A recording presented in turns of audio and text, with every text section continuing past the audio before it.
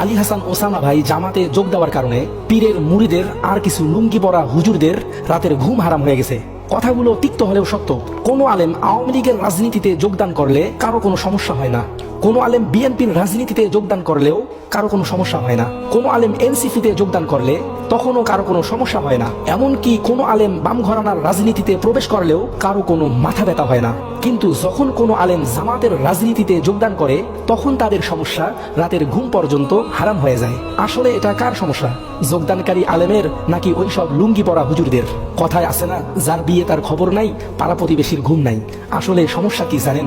সমস্যা হচ্ছে আমাদের ভিতরে। কোনো কিছু আমাদের পক্ষে হলেই সঠিক, আর আমাদের বিপক্ষে গেলেই বেঠিক। এটাই আমাদের চিন্তাধারা। আমাদের নিজেদের যোগ্যতা নাই, আমাদের নিজেদের মধ্যে কোনো ঐক্য নেই।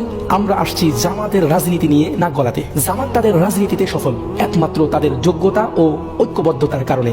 আর মনে রাখবেন, আকীদার প্রশ্নে জামাত আর রাজনৈতিক প্রশ্নে জামাত দুটো আলাদা বিষয়। আমাদের দেশ এটা একটা পশ্চিমা গণতান্ত্রিক রাষ্ট্র।